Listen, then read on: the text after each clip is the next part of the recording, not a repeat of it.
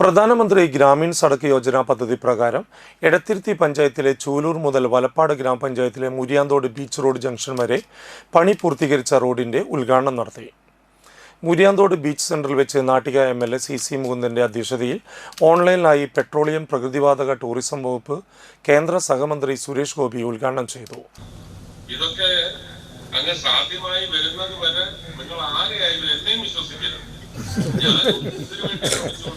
ഒന്നര വർഷത്തെ ശ്രമത്തിന്റെ ഫലമായിട്ടാണ് ഏതാണ്ട് 500 കിലോമീറ്റർ നീളം വരുന്ന പല റോഡുകളിലായി പല പ്രദേശങ്ങളിലായി കേരളത്തിന് ഏതാണ്ട് 500 കോടി അല്ലെങ്കിൽ 600 കോടിയുടെ PMGSY അനുവദിച്ചിട്ടുണ്ട് കേന്ദ്ര സർക്കാർ.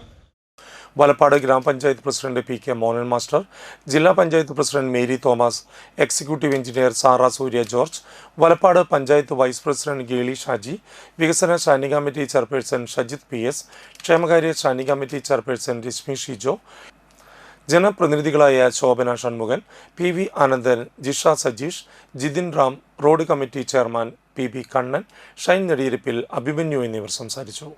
കേന്ദ്ര ഗവൺമെൻറ്റിൻ്റെ ഏകദേശം 500 കോടിയിലധികം വരുന്ന ഫണ്ട് ചെലവഴിക്കാൻ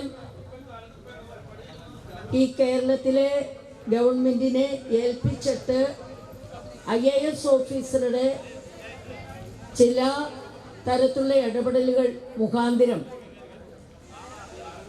അത് പൂർത്തീകരിക്കാൻ കഴിയുന്നില്ല എന്നുള്ളൊരു അഭിപ്രായമാണ് അദ്ദേഹം ഈ വീഡിയോ കോൺഫറൻസിലൂടെ പങ്കുവച്ചിട്ടുള്ളത്.